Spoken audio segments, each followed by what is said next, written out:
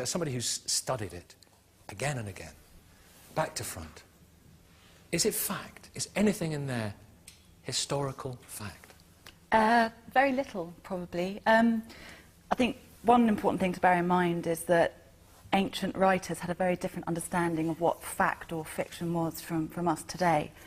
It wasn't written to be a factual account of the past. I don't think that's the way in which these biblical writers understood the past. But as a historian of the Bible, I think there's very little that's factual. King David? No. Moses? No.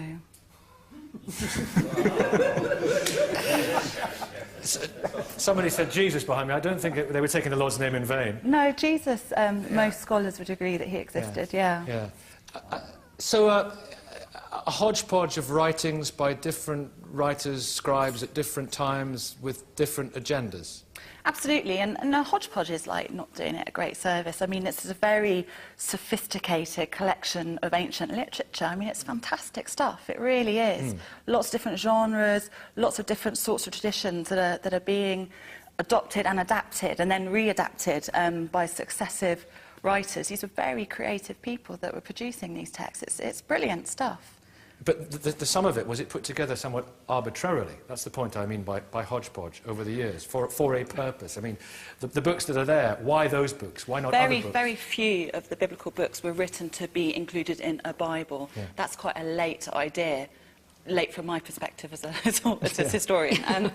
Yeah, so they weren't necessarily written to be included in a Bible.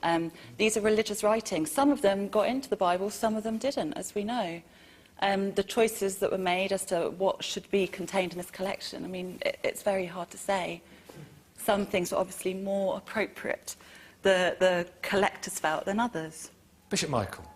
Yes, I mean, I agree with Francesca that there are many different genres in the Bible. There's obviously poetry in the Bible, there are proverbs, but there's also history. I mean, take, for instance, the sudden appearance in archaeological evidence of the rather crude dwellings of the Israelites superimposed on the rather sophisticated dwellings of the Canaanites.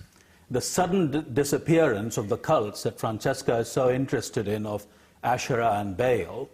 Why did these things happen? Because something historical had happened. Another people had come into the land and supplanted those who had already been there. Well, that's historical. But archaeologically, it's very difficult to tell a Canaanite from an Israelite. Well, archaeologically, I'm just pointing out the differences. The crude housing that the Israelites, as former nomadic people, had used. The fact that these cultic shrines suddenly stopped being built. I mean, something was happening, and we have to give an account of what was happening. But if most of it didn't happen, why should we pay but it did most happen, you see. Well, Noah's Ark? Well, I'm talking about what happened in Canaan. I'm not saying that everything in the Bible is historical, because clearly it isn't. I mean, there's saga, there's poetry, there are proverbs, there is wisdom, but there is also material that is historical. I mean, the writing prophets, for instance, bear witness to contemporary events that were happening all around them. Now, you may have a different interpretation of those events. Their enemies at that time certainly did, and quite a lot of what we know about Israel, actually we know from their enemies. What the conquering kings and those passing through the armies, what they tell us. Their accounts may be different, but they're witnessing to the same sorts of peoples and events that were going on. I think this kind of radical skepticism is unwarranted. Radical skepticism. Yeah, I get that quite a lot. I bet you do, yeah. I think... You deserve to get it, yes. But I think it's important to point out that what you might perceive as radical skepticism actually is all about debates that we've been having in academia for a long time. I'm not... Which academia? Albright, John Bright, G.E. Wright? Well, which academia are we talking? Kathleen Kenyon? A long time. Well, that doesn't make that work irrelevant. I mean, being dead doesn't make academics irrelevant. Well, it does make it outdated in terms of the ways in which academia engages with other branches and other disciplines which help us to understand. This is just sensationalism. I mean, most mainstream archaeology would accept that there is a historical basis to what there is of history in the Bible. As I say, not everything in the Bible is history. I didn't say there was no history. Well, you said hardly any fact. I said hardly any facts, exactly. I think the point remains is that, of course, there are some things in the Bible that broadly happened. I'm the exile of the people to Babylon. But how generous. But and equally, just as you said, there's a lot that isn't fact. But even you say, Bishop Michael... In fact, the Psalms are about somebody's emotional and religious stage. The Proverbs are about wisdom. I mean, there are different sorts of the Song of Solomon how do you that Professor know whether Dawkins to read likes. Something as history or something as not history in the Bible? Well, the Book of Kings or the Chronicles or Ezra and Nehemiah, I mean, the writing prophets that I've mentioned, I mean, there are historical things in them that need to be investigated and interpreted. Well, the book of Isaiah has material that stretches over several centuries, of course it does. And it only has the name of one prophet. Yes, but that's a historical point. Can I just move it on from you two? Fascinating as it is to hear this historical. Rabbi Laura, no Moses, no David, they don't exist. This undermines Judaism. Well, it doesn't undermine anything as I'm listening to you. I have a completely different take on what fact is and what my approach is to the Bible. That when I look at the Bible, I'm not a archaeologist or historian in that way. I'm looking at it as a teacher, as a theologian, and for me it has truth.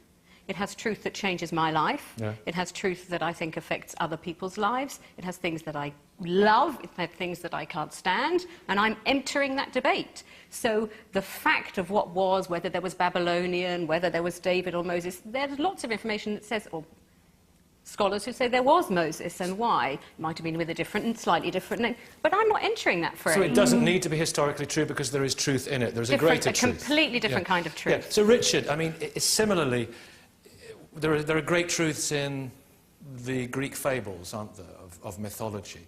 It doesn't need to be true for us to derive truth from it. The world is full of origin myths and creation myths and myths of all kinds, and many of them are very beautiful.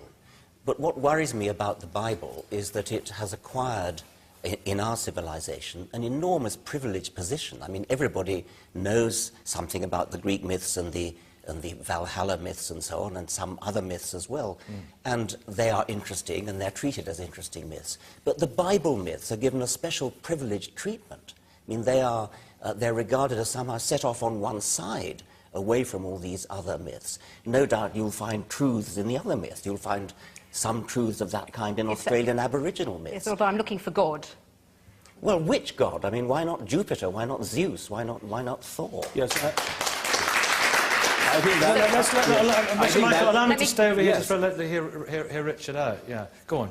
Well, that's about it, really. I mean, I object to the way... I hope there's more to come from you. I was simply objecting to the way the Judeo-Christian myth has permeated our society to such an enormous extent, as though somehow it has special truths which are not to be found in other myths. And I don't think there's much truth to be found in any myths, as a matter of fact, but certainly there's no reason why the Judeo-Christian myth should be given this privileged status. And as for it not being literally true, of course, sophisticated theologians and historians don't think it's literally true, but 40%, 45% of the American people believe literally in Adam and Eve, believe literally that the world is only 6,000 years old. I mean, that's a shocking figure, and you can't duck out of it by saying, oh, sophisticated theologians don't believe it. Unfortunately, what sophisticated theologians believe isn't really relevant to what the majority of Christians do believe. Chris, I think, Richard, cue Chris from the Evangelical Alliance, if I may, because you believe it's all true, don't you? I do, yeah. So you believe that Adam and Eve and Noah's Ark, you believe, to just take something, Genesis 19:5, 2 angels came to Lot's house in Sodom and Gomorrah. Now, he was the only righteous man in the village, and the locals wanted to know the angels. They wanted to homosexually rape the angels. So Lot offered his virgin daughters instead as an appeasement. Sodom and Gomorrah was demolished after that, and his wife turned into a block of salt when she looked back.